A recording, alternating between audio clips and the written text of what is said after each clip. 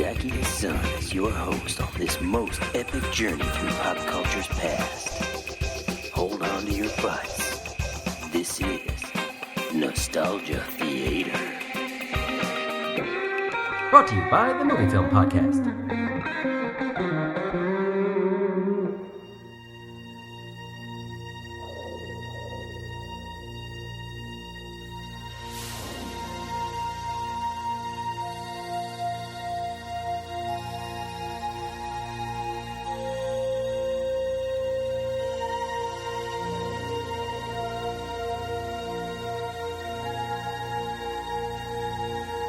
Space, the final frontier. These are the voyages of the Starship Enterprise. Its continuing mission to explore strange new worlds, to seek out new life and new civilizations, to boldly go where no one has gone before.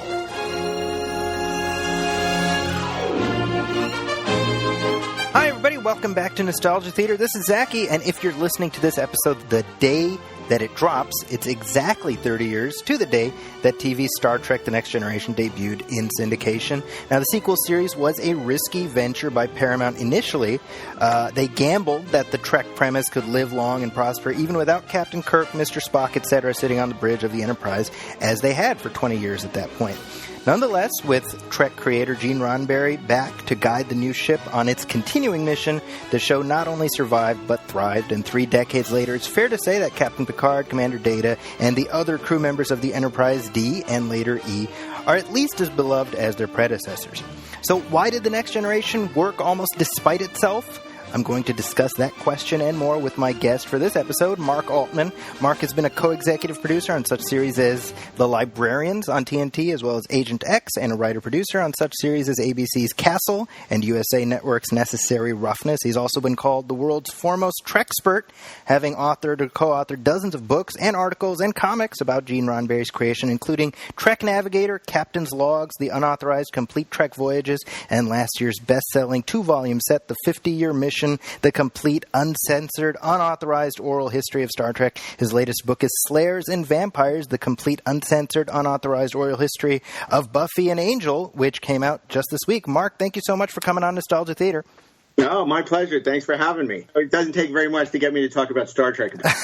Well, you know, it's. I was thinking back, and my sophomore year of high school, during their book fair, I purchased Captain's Logs, the Unauthorized Trek Voyages, and you're making me feel old.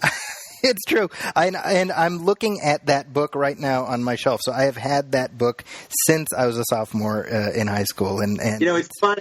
I don't like to talk about that book much because, you know, I did it 20 years ago or whatever, more than that. And it was a book, you know, that we wrote, you know, back when I was writing for Cinefantastique. And I just felt like, you know, there's a lot of typos, a lot of things I would do differently. You know, I was young. And I mean, there's great information. But, you know, it's just like, to me, the 50-Year Mission is the book I always wanted to write that I'm super proud of. But, you know, I definitely, you know, there are a lot of people that love Captain's Logs, and it was my first major published work. So, you know, for that, I guess I'm grateful. Well, and you know, the 2 50-Year Mission books are absolutely fantastic. I blazed through them, and then I also downloaded the audiobooks for them. So I've actually purchased them twice. Oh, well, thank you. I owe you. You know, it's funny because I'm a huge fan of the audiobooks. You know, the funny thing is, I didn't even know they were doing audiobooks. They never told us. Oh, wow. So it came out, and somebody called me, a friend, and said, "Oh, the audiobook's great." I'm like, "Of what?" They said, "Of your book." And I'm like, "Really?" And so I then downloaded it, paid for it, my own book, and I thought it was great. And the funny thing is that there was an actor who worked as sort of an extra on Agent X, and I didn't realize that he had actually worked on was one of the voices on the audiobook, and he had wanted to call me when he was doing it to ask me how to pronounce certain names. But they wouldn't let him. They said, "You're not allowed." He said, "But I'm friends with the author. I know the author. You know, let me call," because they couldn't figure out how to do certain things. And I wish he had, because if there's anything wrong with the audiobook, it's like some of the pronunciations. And when they like say, instead of Idic, they'll say IDIC or mispronounce a couple of names. Like Ilea, I think they say Ilia or whatever. And it makes me nuts. And it could have been easily fixed. But I do think they did a great job.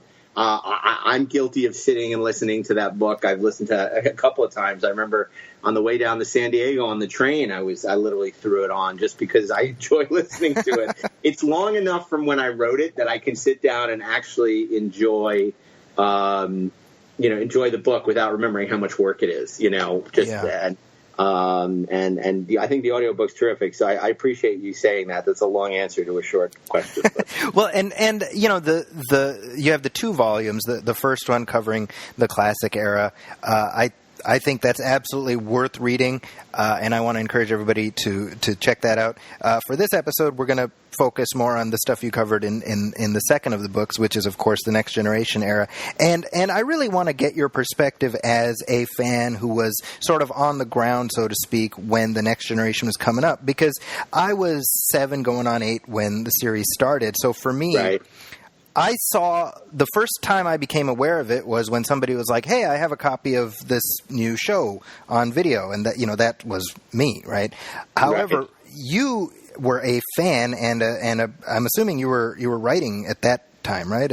Well, I'll tell you the story only because I think it's somewhat interesting. Sure. First of all, I will say about the books, what was interesting, the 50-year mission was supposed to only be one book, and as Ed and I got into writing it, it just kept getting longer and longer and longer, and we realized that it would just be, it would have been eviscerated to get it down to one book. And so we called up our editor and we said, "We got good news and bad news." He said, "What?" We said, "We're turning in the book. The bad news is, God knows how many pages." He said, "We think it should be 2 books."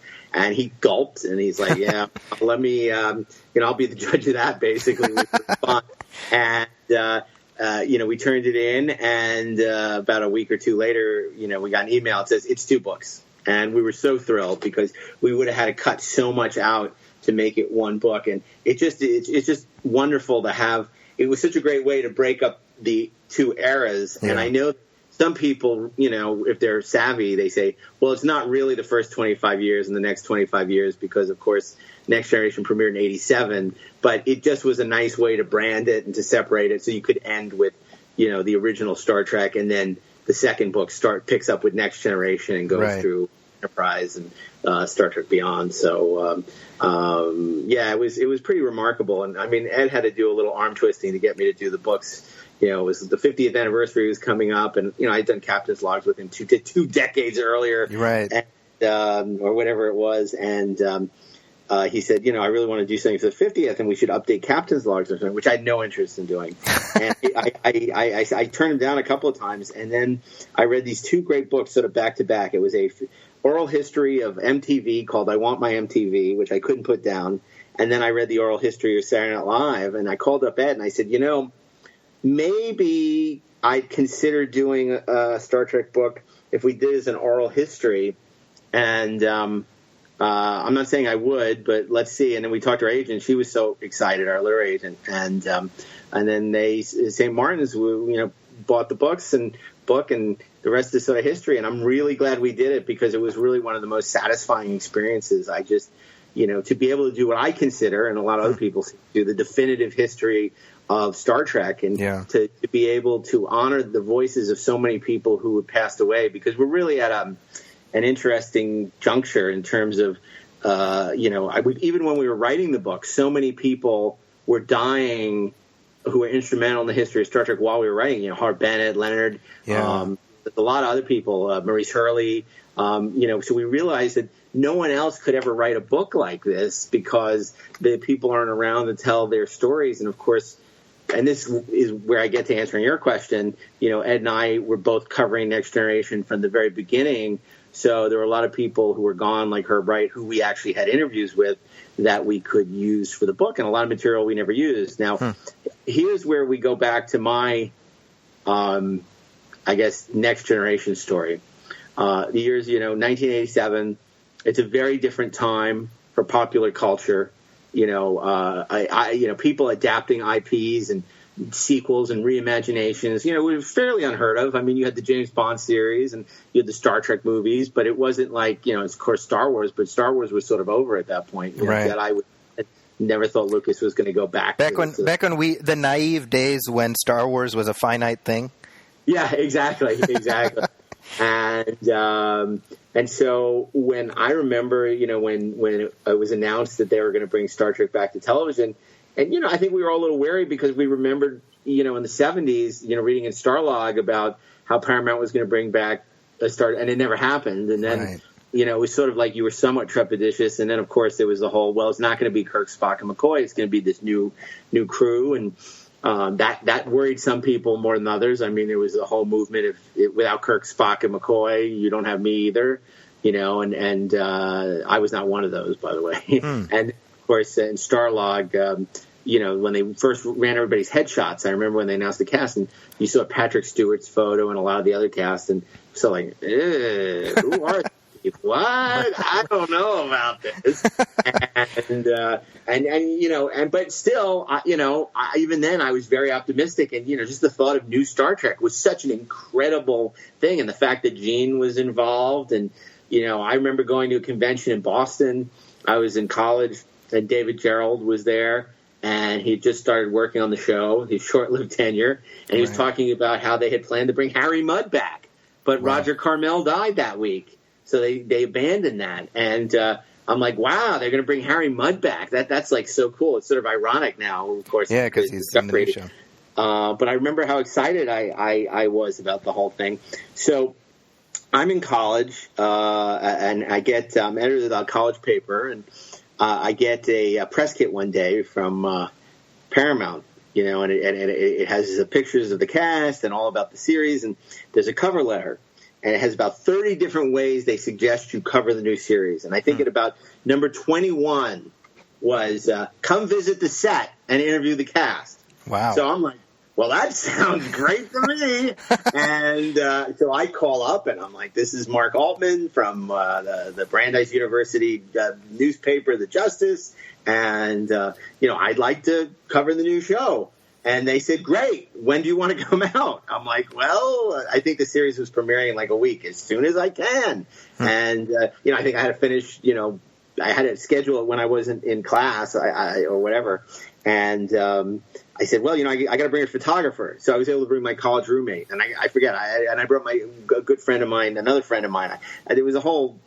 I don't know what I made up, but it was like the three of us ended up going, you know, because they couldn't find, you know, at the time, no one wanted to cover Star Trek. No one cared. There wasn't Entertainment Weekly. Vanity Fair and stuff wouldn't be caught dead covering genre stuff like they do every issue now, you know, and there was no internet. So it's like they were just thrilled to have us, and they rolled out the red carpet. So we watched and, you know, I don't usually go into as much depth about this story, except it is the 30th anniversary. It's 30 years since this happened. And it's for me, it was such a seminal moment for me because I remember watching on this little rented 19-inch television. We gathered around in my college, the house we were renting, and about 20 of us watched Encounter at Farpoint. And you could just feel the energy sort of sapping out of the room as it went. And I was going to ask, when the solar starfish flew away, you know, we all looked at each other, and it was like, what do you think? And it was like, you know, everybody's looking at each other. Hey, that scene with McCoy was great. And that android dude, he was pretty good. And, you know, we're all trying to find things we liked about it. And see, Mark, what you're describing is what I went through about 12 years later when I watched The Phantom Menace. Well, I tell you stories about that. Anyway, but we'll get to that. But I never liked Phantom Menace. I knew from the crawl I was going to hate it. But anyway, so then we watched The Naked Now, and we were really worried. And then the next week, I flew out to Los Angeles, and we stayed on Sunset Boulevard. We piled into some shitty hotel. And went over to the lot, and they rolled out the red carpet. I literally interviewed the entire cast that day. My college roommate interviewed, I think, Herman Zimmerman, and he had lunch in the commissary over lobster. He interviewed Rob Legato. It was a very different time back then. Yeah. Publicists were very different, and there were a lot fewer outlets, and they treated you a lot better. I mean, I would never be a journalist now where publicists are on the phone when you do interviews and demand to see material before you file it. And I would never, ever do such a thing. Yeah, you're describing my life. Yeah, exactly. Yeah, horrifying. It appalls me. I think, and just like, and the fact that they're empowered because so many people are willing to do that, but that's a whole nother conversation. But, so I, had a remarkable day. I mean, I remember Mike Okuda, gave us a tour of the sets and was just blown away, by the how it really felt like a starship, that the hallways, and I think this is my actual second time on the Paramount lot. I had been there a couple of months earlier. It was my first time out in L.A., and ironically, it was when they were filming Farpoint. So I remember eating at the commissary and just seeing all these people in Starfleet uniforms, which was, like, super cool. But now here I was on the set, and, Jonathan Frakes would hang out in front of his motorhome in a pink bathrobe. In fact, many years later, I ended up working professionally with John on Librarians. He was one of the great guys in the world. And I asked him one day on set, I said, where happened to that pink bathrobe? He says, I have no idea, but he remembered it completely. And so we had an amazing time. It was the episode Too Short a Season. Sure. And we watched them film. And it's interesting because there were a couple of people, I could tell that even then Denise was not happy. LeVar was very serious, and I always thought he was then I had this impression of him being a prima donna, and later on, when I interviewed him many years later, he was a delight. I mean, it was just like, I guess I caught him on a bad day because it turns out he's just a lovely guy, and I got the wrong impression of him. Patrick, even then, was very intimidating to talk to, and I interviewed him many times since. But I remember, that was interesting talking to Patrick, and I remember putting my foot in my mouth. I remember I was much younger then. Yeah. But saying something about, is it going to have the big, broad, sort of over-the-top Shakespearean quality of the original? Boy, you can see the theme coming out here. Are you saying that Shakespeare is, broad and over the top and whatever? It was. I was like, oh God! And it's funny because I went back to literally the cassettes for a 50-year mission to hear if there was any material from my old cassettes from back then that I didn't use that might be interesting for 50-year mission. And God, I couldn't even listen to that part of the interview with Patrick. It was too embarrassing. Even cringing. But yeah, I was cringing. I was absolutely cringing. But it's funny because there were all these interviews I'd done over the years of 50-year mission. I had to find my cassettes, which I still had, and then I had to find a way of transferring the cassettes to MP3s so that I could listen to them and see if there was any material I wanted to use in the book. And there actually were a couple pieces, and same thing for Ed, where we found some old interviews that we resurrected for the book. Even though the majority of the book is new interviews, but it was good to sort of have people at the time, their memories were fresher. Yeah. So I spent this incredible day on the set of Next Generation, and then. So Mark, I mean, by way of context, the show is a few weeks old on the air at this point, and you're kind of meh on the show when you visit the set. Yeah, it was really, it was the first time. I guess it was probably the first time I was ever on the set of anything too. So here I am on the historic Paramount lot on the set of Star Trek, which I had. Loved ever since I was a kid, and was even that huge fan. It was a really big deal, and I really got excited about the potential of the show. And it was a couple more weeks, I think, before the show found its footing because Code of Honor, we tried to convince ourselves was so entertaining, but you look at it now and it's just racist and terrible. I call that the Planet of the Black People episode. Yeah, but finally, I guess it got to 11000101 or whatever the hell it's called, and that was a pretty solid episode. I was like, oh, okay, the show could, with the Binars, and it was like, oh my God, maybe the show does have potential, and but it was interesting because you could tell the cast was also nervous. They didn't know, what they were getting into, if the show was going to work. I mean, it was first run syndication, so it was one step up from doing community theater, and. Right. I think that everyone was really trepidatious, and and every review was comparing it to the original, and obviously that was so iconic. And at this point, Next Generation was virtually nothing, and it wasn't particularly good either. So, I think they were all concerned they were going to be out of a job soon. It was really interesting. And what was fascinating for me was to watch the evolution of these actors and everybody, because, of course, I would cover the show for many years afterwards for Cinefantastique. And, I was there, virtually every year, every season 3, season 4, and then certainly to be on the set of All Good Things. And it really had come full circle, from being there at the beginning to being there at the very end. Yeah. And experiencing how people had changed. A lot of the cast had changed, and just how the show had changed, and certainly in the popular culture, how it had become such an important show. It was nominated for an Emmy that last season. Yeah. So it was pretty incredible. And, it just for somebody who's, a huge Star Trek fan, to have that opportunity. And it really, based on that, sort of led to me writing for Cinefantastique for many years and covering the show in a great deal of depth. And, I was one of the first people to ever do episode reviews. And, that created its own drama because, of course, I have to deal with the same people I was interviewing for Cinefantastique, right, who'd be all great when I would trash their episodes. And it was funny because, Michael Piller was just such a wonderful man because he would get so upset, but not at me. He would get upset if I didn't like an episode he thought was good, and he would try and convince me why I was wrong and why he was right.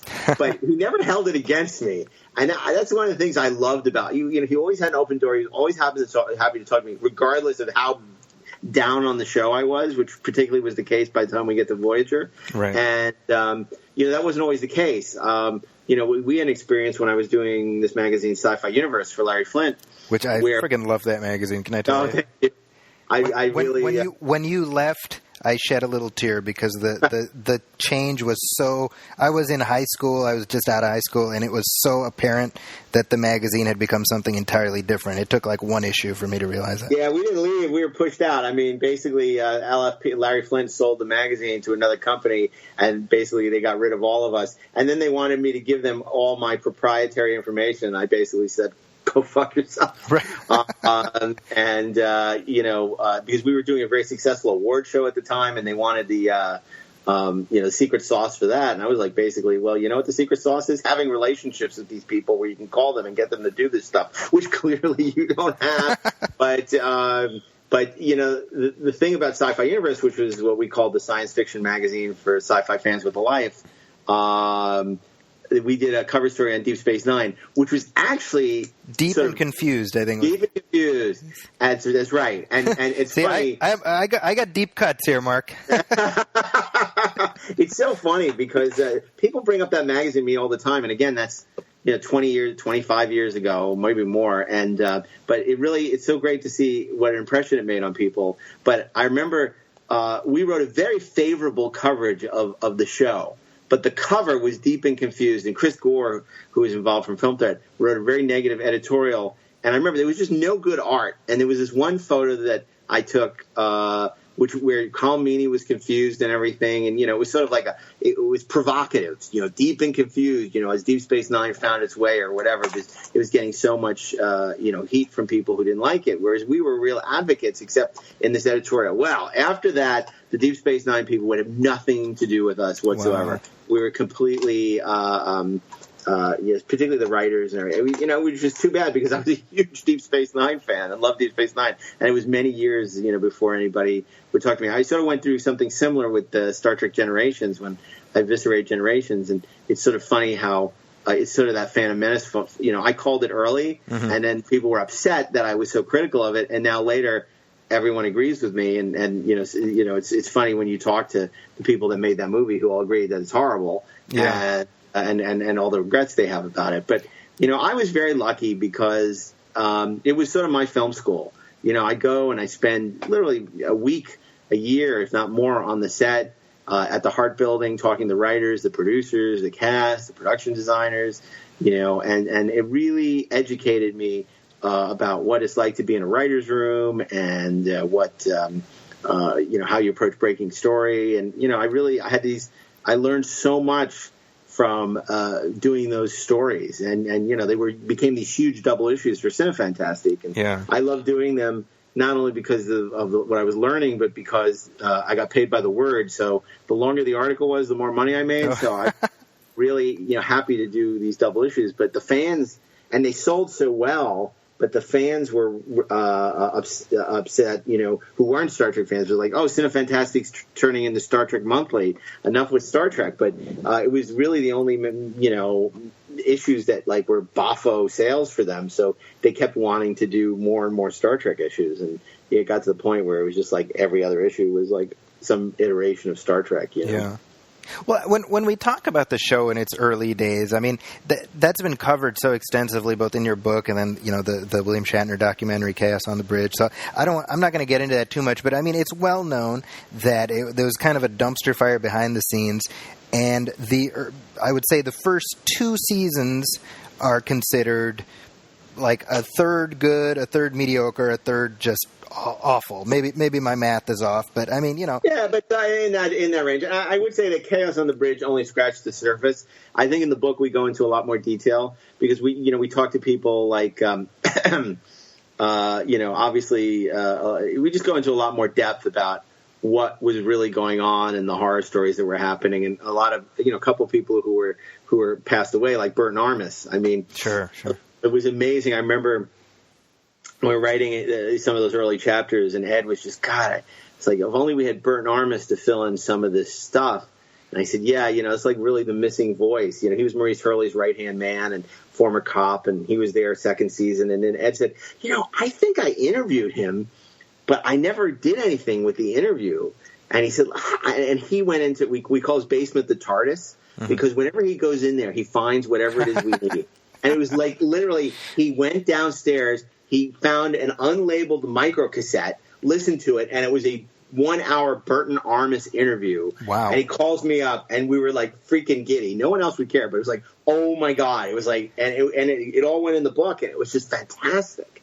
And that happened, I can't tell you how many times, where one of us, because neither of us apparently throws anything out, would find like these things that, were just so amazing. I mean, I think, one of the triumphs for me, I wish it had gotten more attention, was when we found that amazing memo that Gene Roddenberry wrote to Shatner and Nimoy and E. Kelly, excoriating them for their behavior on the original series. I mean, like, to me, that was a huge coup, because people have written about it, but they never printed the memo. Right. I don't think anybody had it. And, it's like, I felt like Indiana Jones unearthing, the lost ark with that thing.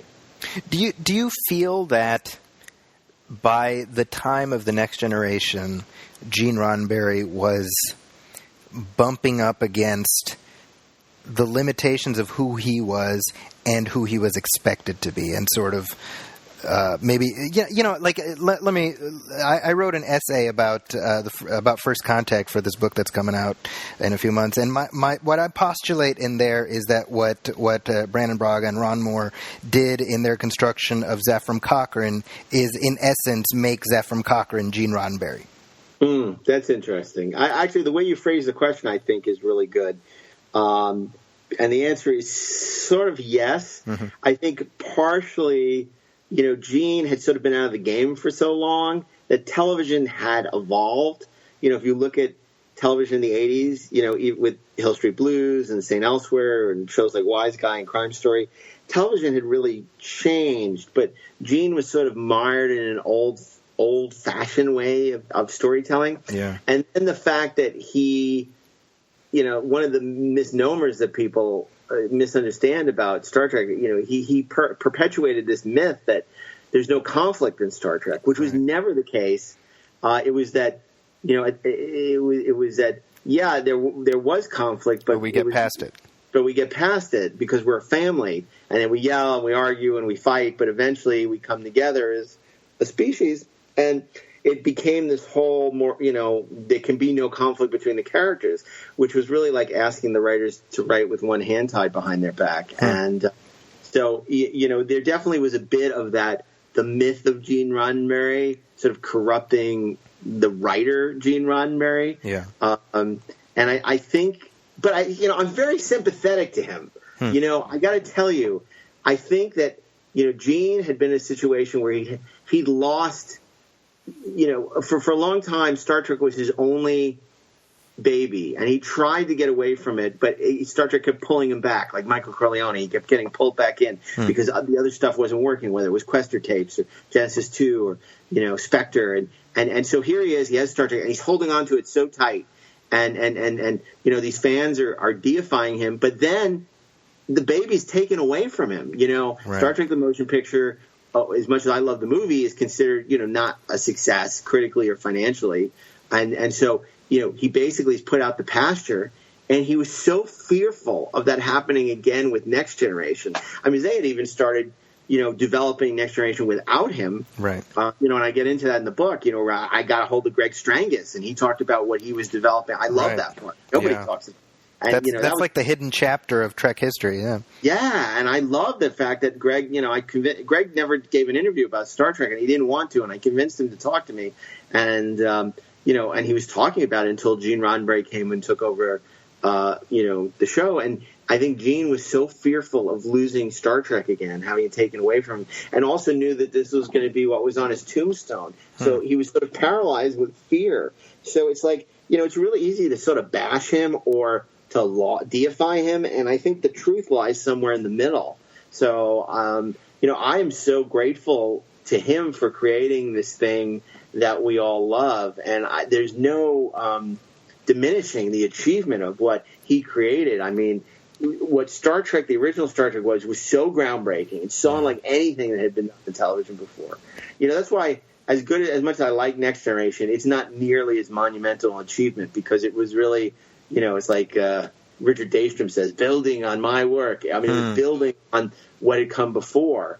And, Next Generation is a great achievement in and of itself. But what Gene Roddenberry did, with a computer that answers the voice commands and warp speed and transporters and the whole universe that he created for the original show, of which everything is the foundation for everything that's come since, it's really remarkable. And so, I have a great deal of respect for Gene, even while I'm willing to criticize him for his failings. But I understand where it's coming from and why he was the way he was. And partially you can only be told you're a genius for so long, and not let it go to your head a little bit. Kind of drink your own Kool-Aid a little bit.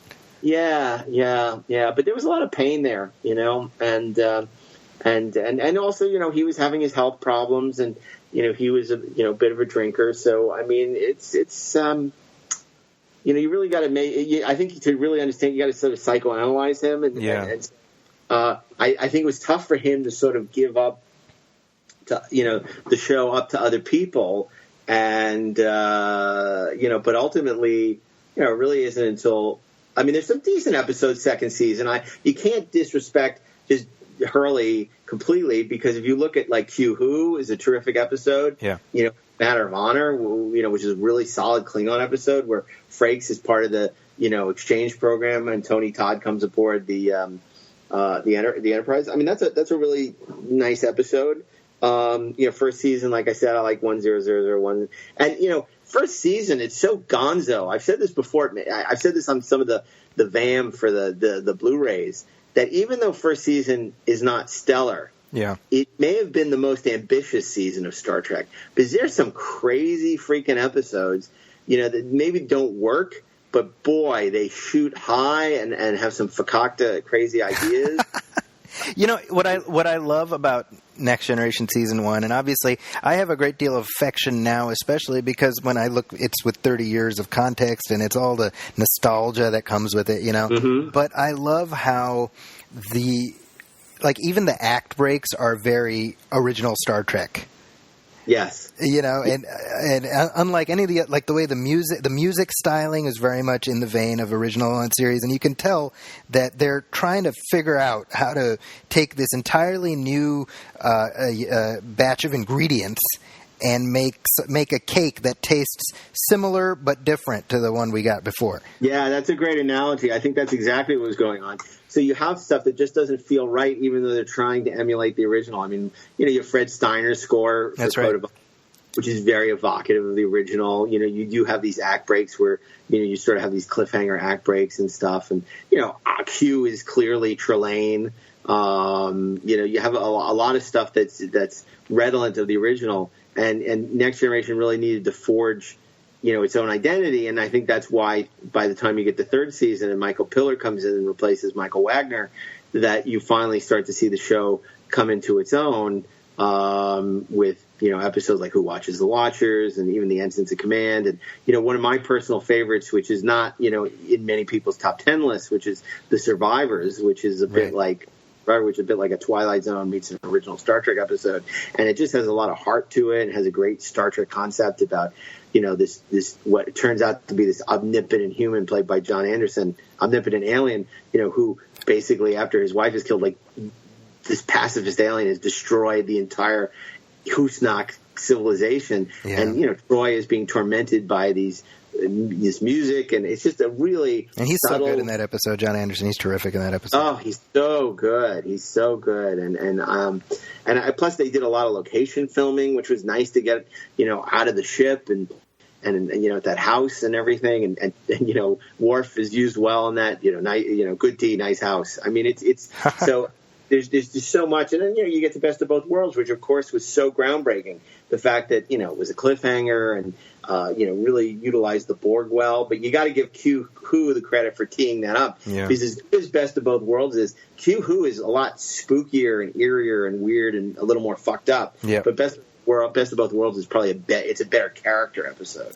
You know, so, I've told this story before. Well, I'm not alone in that. Best of Both Worlds was the one where at that point I was like, all right, I seriously love this show. I think that that I'm not unique in that, but my story is at the time I was my family and we lived in Saudi Arabia, and we would come back to the States for about 3 weeks every spring. So we were in Chicago when the season 3 finale aired, and it ends, and then we got to go back.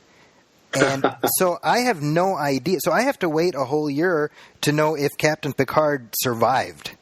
Yeah, I have no idea. That's crazy. And I thought it was hard waiting the summer. Exactly. And it really was. I mean, it was like, oh my God, to be continued? I mean, I remember we were all like freaking out. We couldn't believe it. Because A, it was such a good episode, and B, that it was a, you know, cliffhanger, which Star Trek hadn't done since the Menagerie. Right. So, you know, because Encounter Farpoint now in the syndication package is a 2-parter, but it was a 2-hour premiere. So, you know, this is the first like 2-parter in you know, 30 years, and it was 20 years, whatever it is.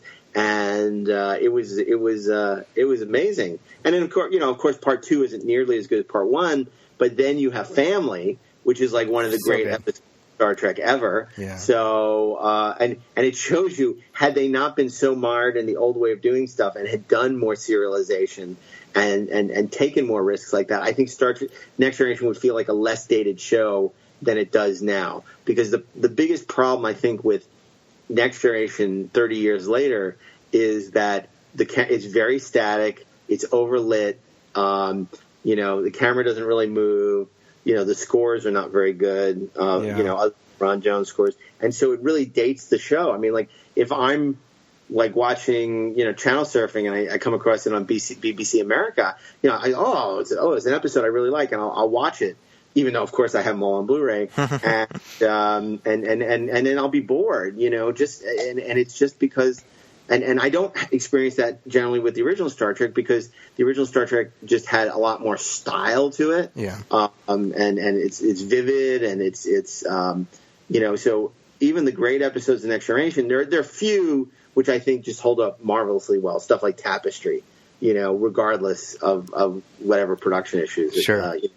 But I think that Next Generation, you know, was right on the cusp as TV was really changing, and it sort of just missed the boat. Whereas in a way, it's almost easier to watch a Deep Space Nine episode, because that almost feels more contemporary than Next Generation does.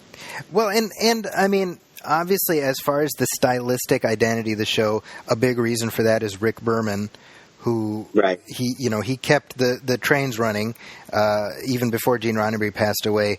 Do you feel that in terms of the history of the franchise, what do you feel is Rick Berman's legacy? Well, you know, it's interesting. I defended Gene, I would have to say with Rick, he deserves credit, a lot of credit, because I think that he put Paramount at ease. I think that show would have been canceled, if Rick, hadn't sort of wrangled the bear to the ground, so to speak. I think that, if Rick has any, failing in a sense, it was that, he didn't let certain people do the jobs. He was risk averse. Right. But I think part of it is, look, he was a former executive, and so they were really happy that, he got things done on time and on budget. And, he's the kind of guy the studio wants running, being the producing, and I think he also, is a guy who was a very creative guy, worked on Big Blue Marble, and he was a journalist and a very talented photographer. And I think he felt a little stymied by the fact that he wasn't considered a creative guy. You saw him write a couple of episodes, and I think that was frustrating to him. And so, in a way, it's sort of sometimes the producing director who's not a writer is looked down upon by the writing producers. And so there's a political aspect to that as well. I think if there was one thing with Rick, also I think that Rick wasn't a fan of the original or of the Star Trek franchise. Mm-hmm. So he, I think, didn't understand how malleable the format was and wasn't willing to take the kind of risks that the show warranted and need to take with Star Trek in terms of exploring genres like comedy and different things. And I think that certainly, I handcuffed maybe Ira Bear a little too much. But, I'm not like a Rick basher or something like that. Very important to me in 50-Year Mission because, I had a tough time getting Rick, and it didn't look like I was going to get Rick for the book. And then finally, like literally, I think as the book was about, we had the week we had to turn it in, he finally agreed to do it. And I had a million people calling on my behalf, including myself, trying to get him to do it. Finally said, you got 20 minutes, something like that. We ended up talking for 3 hours. And then at the end he said, if you need anything else, call me. But I said, well, I finally, you were my white whale. And he said, you finally harpooned your white whale. So it was very important to me because we had so many people who were being critical of him that, and this is what I really wanted to talk to him so that he could give his perspective on what he was doing. And we really tried in the book to make sure it was balanced. So if Ira Bear or the Deep Space Nine writers who were very vitriolic towards him, that Rick could say why he did what he did and why, and then we had other people who also were very defensive about Rick as well. And I felt it was very important to provide a balanced portrayal of him and not buy into the negativity or the antipathy. And, I haven't heard from him. Somebody had come to me from the show and said, boy, that book is really harsh about Rick. And I said, I completely disagree. I said, in fact, I think we really made an effort to make sure that there are two sides to the story. So I think anybody that thinks it's very anti-Rick is going in with their own preconceptions, because I felt like it was really important for us to keep it balanced, that both sides could, and people are always going to hate the suit, know, and because he has to say no. Because he has to say no, and I give him credit because he was the guy, who, brought in Michael Piller. He was the guy who managed to convince, Roddenberry to back off a little bit, Rick is, deserves a lot of credit. I mean, a lot of, what they did with First Contact, came out of some of the things that he wanted to, accomplish. But I do feel like in television in general, you get burnt out after a while. It's very hard, and particularly when they were doing 22 episodes, 24 episodes, that was brutal. Yeah. So I think what he's guilty of, and it's very hard to walk away from the money, is probably not stepping away earlier, and turning things over to somebody fresh with new ideas. But it's very hard to say no to that kind of money, and because you start to hear like what he's worth, what his net worth is now, and it's like, oh my God, he never has to work again. His grandchildren probably never. Well, that's why you say yes, right? Yeah. I mean, but it's not for us as fans. It's probably not a great thing, but for him personally. So I'm very, I'm very sympathetic to Rick in many, many ways, and I think he did a lot of good for that franchise. And I think he cared about it in his own way. Now, if we agree or disagree with what he did creatively, that's up for debate. But so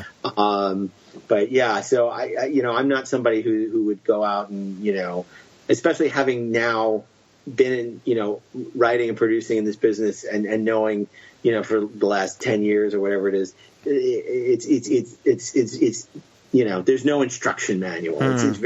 It's very hard, and there's a lot of people with a lot of opinions, and particularly when it comes to Star Trek. And, the fact that the show was on the air for 7 years and Deep Space Nine was on for another 7, is a pretty impressive achievement. And, I will say, even though I'm not a Voyager fan, more and more as, I do promotion for the books or, moderating panels or whatever, there are a lot of people who love Voyager. That's their show. Yeah. And so I guess he did something, right with that, even though that's not personally my cup of tea. And then Enterprise is, what it is. And Enterprise for me was fascinating because that was a show that I didn't watch. I'd sort of given up on Star Trek. Not given up, it's not fair. I was busy with other things and didn't really watch it, didn't really commit to it. So when we did the book, it was really interesting. It was the first time I covered Star Trek, for a show that I wasn't like a fan of or didn't know. So I started watching the episodes and started interviewing, and it was all new because that stuff material was like all new for the book. There was nothing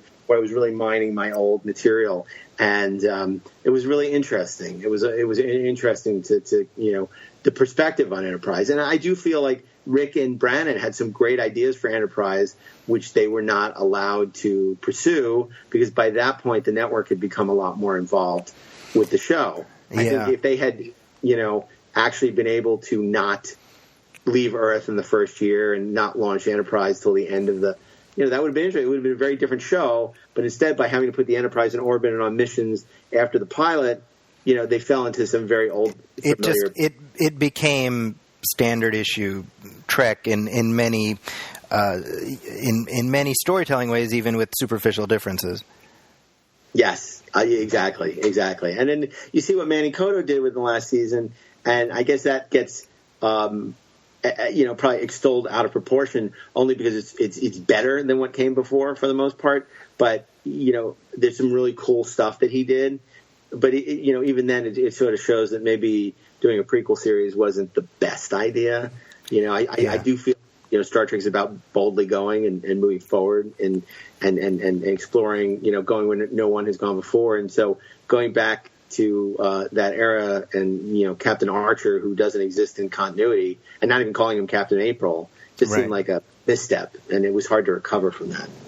Yeah, it's funny that you talk about sort of this Enterprise being like, in essence, a new show that you were discovering. Because I had Brandon Bragg on this show about a year ago, and we talked about Enterprise, and that was one thing he kind of ended our conversation with. He's like, well, if you haven't seen Enterprise, I mean, if you like Star Trek, there's like 100 Star Treks that you haven't seen, and it's separate from the sort of temporal context of when the show was airing. It's just kind of it's this show that's waiting for you, and I think I almost feel like I've always been like a defender of Enterprise while acknowledging its problems. So I'm kind of like, it's a show that's give it a shot. You might end up liking it. Yeah, Brandon's another person who really gets a bad rap. He gave so much of his life to Star Trek and had such groundbreaking. He gets shit on left, right, and center, and it's really unfortunate. And I think I don't know what it is. I think I think part of it was he was really candid early on, and he got penalized for being honest about his feelings, and but if anyone in his last 10 years has sort of really been carrying the torch of that group, it's been Brannon. I mean, he's been great about, really trying, he was involved with the Next Generation restorations and, shining a light on Enterprise. And, I have a lot of respect for him and I like Brannon personally and I think he had nothing but the best of intentions. If you disagree with his vision of Star Trek, that's fine, but I don't think there's anything evil about it. I mean, in Sci-Fi Universe, I remember we did a sort of jokey article, with his cooperation because he was getting so lacerated in the press, and it was like, is Brandon Braga the devil? I think, and he was dressed in a smoking jacket in like this dark room. We did this photo shoot, and it was a great little, poking fun at that whole, nonsense where, the fans were really excoriating him. And, I think Brannon did nothing but, work hard and, and I think there's, a little bit of jealousy. I mean, it's a parlor game. Everybody thinks they can make a better Star Trek show. But, there's a lot of masters to serve your cast and the fans and the network. And, it's not easy. Yeah. Well, circling back around to Next Generation and sort of viewing that show and that era holistically, what do you look at as the legacy of the show? Because as I mentioned in our intro, I mean, 3 decades out, I think what's fascinating to me is that it stands completely apart from the original show in that you have people who are passionate about Next Generation. Some of them have never even seen the original series. So it's like potentially two distinct fan bases with like a little overlap in the middle. Oh, absolutely. And I will never forget, and this is very early in my experience covering Star Trek, Tracy Torme had the greatest quote about Next Generation that has never been topped, where he said, to some people, the Beatles were just Paul McCartney's band before Wings. And he's talking about the original versus Next Generation. And I love that quote. I've repeated that many times. And it's true. There are people for who, the Next Generation is by far the greatest Star Trek show, will always be the greatest the one that every Star Trek should be compared to. For other people, it's the original show. And I'm someone who really loves both shows. Clearly, I like the original more than anything, but I have a great deal of respect and love for Next Generation, and but Deep Space Nine as well. But yeah, you're absolutely right. And I there's another quote where people say your favorite Star Trek is the Star Trek you grew up on, and that's absolutely there's also true. A little bit of truth to that as well. True, yeah. Feel sorry for those people who grew up on Voyager, but I mean, you're not lying. Like, because I'm kind of with you where I gave up on Voyager early, but I have met plenty of, and I call them kids now because they're 10, 15 years younger than me. They're like, oh, Voyager, that's my favorite. That's what got me into Star Trek. I'm like, well, shit, you're not wrong. I mean, that's cool. I haven't seen the show. I used to, my shtick, I used to always just bash Voyager whenever I could. Mm-hmm. And then I came across, particularly when we were doing the book and then, at our promotional fair, a lot of women who really were inspired by Janeway, like to go into sciences and engineering, and she meant a lot to her. And I used to be very dismissive and make fun of it. But I heard it enough times where I started to take it more seriously. Mm-hmm. And so I've sort of changed my whole opinion. I guess so Shatner and Kirk was such an inspiration to me growing up. So I can't dismiss the fact that even though I don't think Janeway's a great character, I didn't think Kate Mulgrew was that fantastic, but I can't deny the fact that clearly she resonated and had an amazing amount of appeal and potency for a generation of young women. And then, Brian's talked about even for a lot of gay men as well. Sure. So, I become a lot less willing to dismiss Voyager for that reason. Yeah. And, honestly, that's another show. I think I gave up on it. And, there are probably some wonderful episodes I've never seen. But I'm just not a fan. I wasn't a fan of the premise.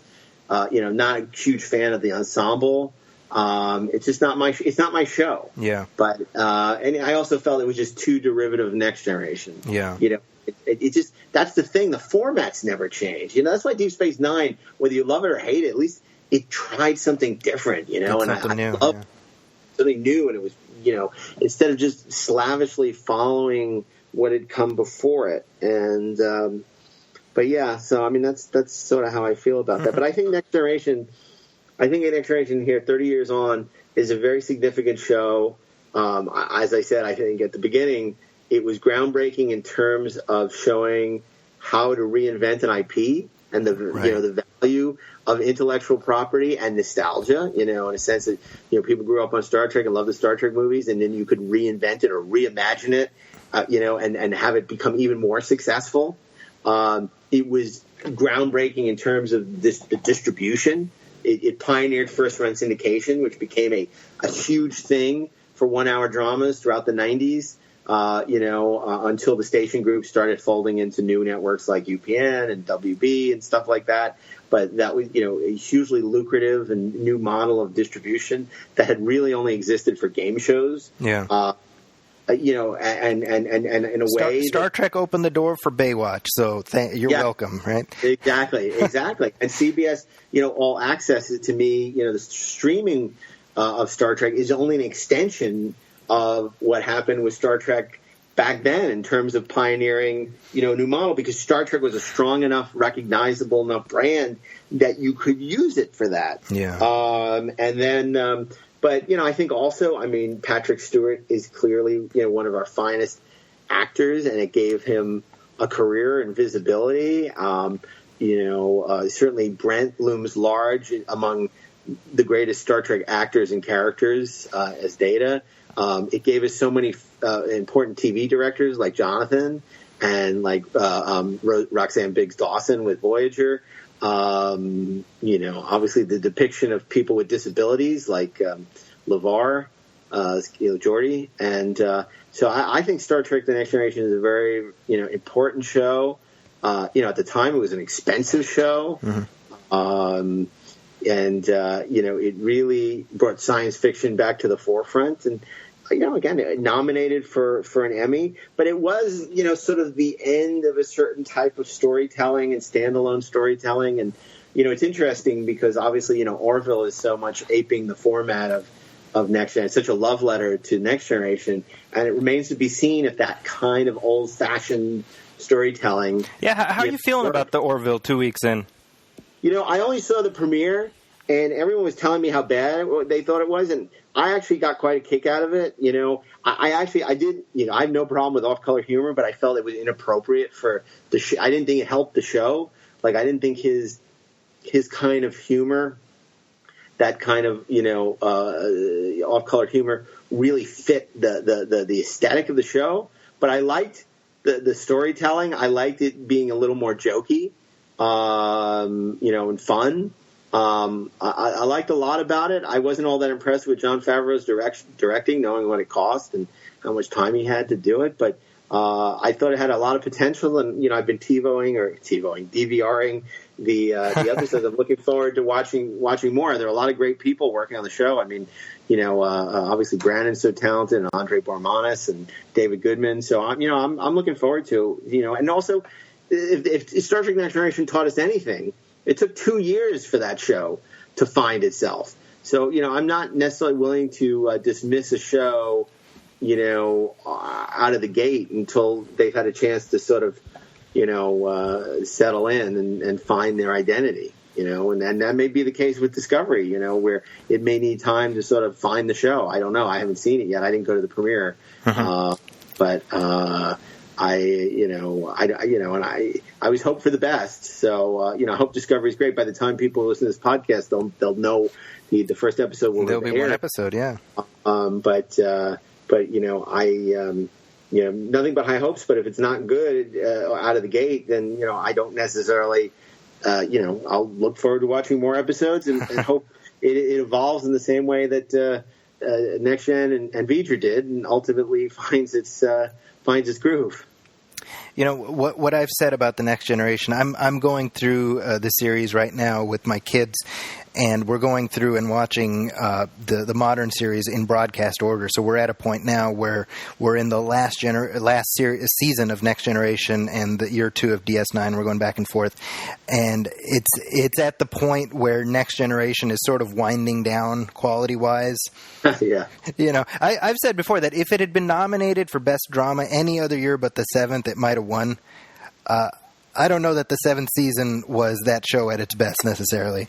No, that was an honorable mention. That's right. Mention. Look, it's amazing that they had so many good shows, given the fact that they were doing so many episodes this season. Now we look at these shows that do 10 episodes. Yeah, not that crazy, but 10 great episodes of a show is not nearly as hard as 26 episodes. So it's no wonder there's so many clunkers. If they were doing 10 episodes of Next Generation a year, I imagine every one of them would have been genius. Yeah. But that just wasn't the case.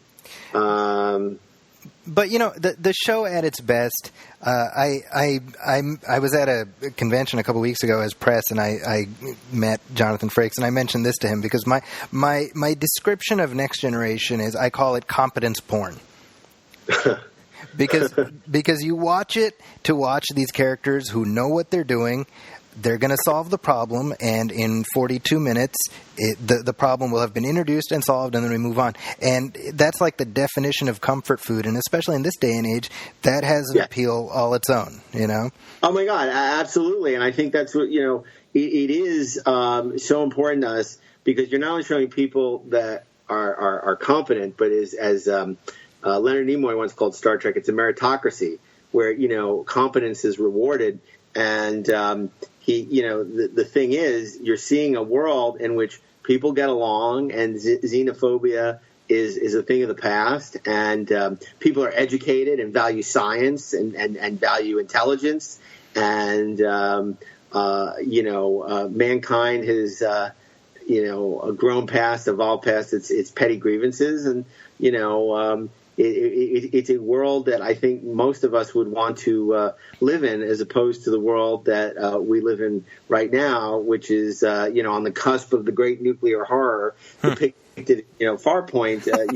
Given this strut ignoramus that somehow managed to get elected, and as president, although I don't know if got elected is really the quite way to describe it, given.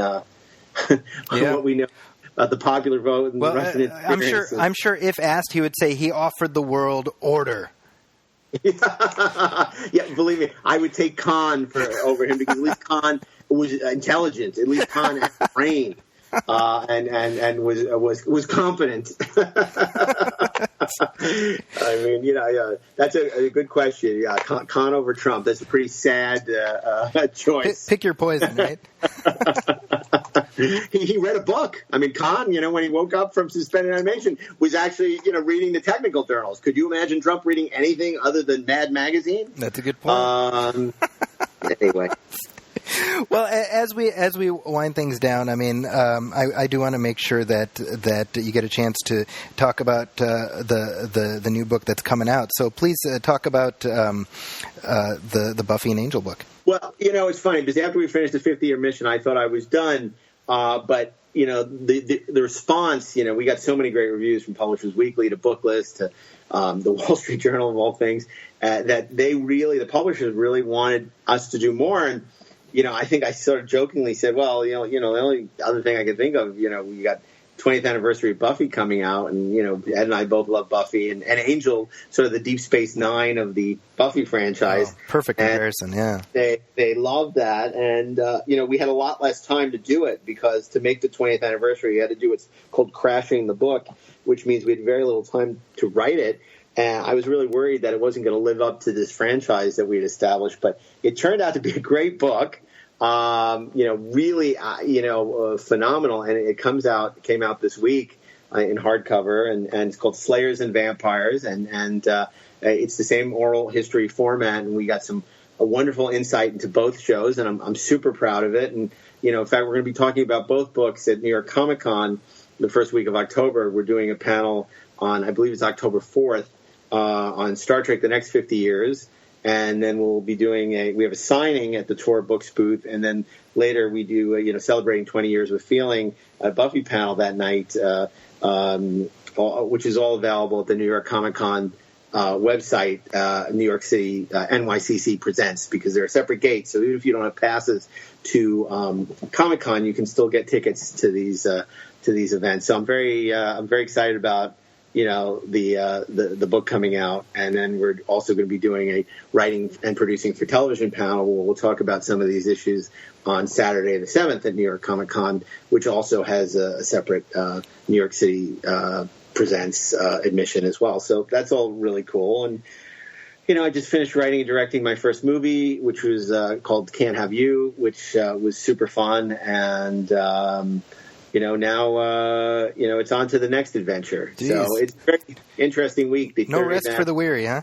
No, but it's wild. The 30th anniversary of Next Generation and the premiere of Discovery, and what is it? The Shadow of Death, New Life, and and then of course having the Slayers and Vampires book come out this week, and just it's a lot of exciting things going on, and I'm glad people still care about these shows, and it was really exciting to go back and explore the Star Trek universe. I mean, it's something that continues to fascinate me. I always say, I'm done, I'm finished. I'm washing my hands of this stuff, and then somehow I can't quit it. Well, one thing that I realize now more than ever is that, as you alluded to, we live in times that make the future of the original series era and the Next Generation era feel even further than 300-400 years away. It feels like something that we could never reach. And as something that I'm sharing with my kids, I realize that the Star Trek universe is something that I feel privileged to be able to share with them. Number one, as just something that connects the two of us, but also as something separate from religion or anything like that. These are characters, and these are principles that you can embody, and they will serve you well, because ultimately Star Trek is about not just exploring the universe; it's about exploring the better part of ourselves and being the better part of humanity. Yep. I agree, and I think it's funny because I remember when Obama gave the speech in Egypt early on in his first term, and I thought, wow, it's like we're really moving towards a Star Trek world, and it was very naive of me to think that, because obviously, now it's like, if anything, I think we're moving to like a Battlestar Galactica world, or Fury Road at the rate we're going, with this new administration, and it's really scary, but I think that ultimately to be a Star Trek fan is to be an optimist, and you have to feel that this too shall pass, and that we just can't, passively wait for it to happen. We all have to be part of the change and make it happen.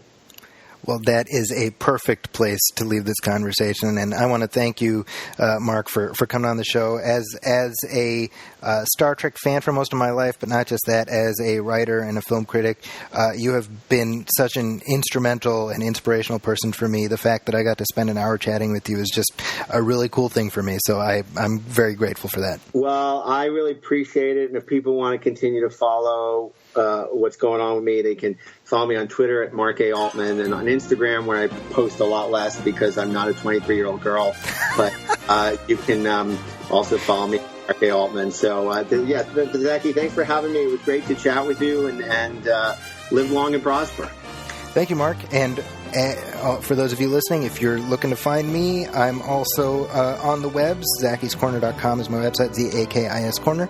That's also my Twitter, minus the .com. That's also my Instagram, also minus the .com. We'll be back in just a short while with a new episode of Nostalgia Theater. I want to thank my guest, Mark Altman, for joining me. And until next time, take care.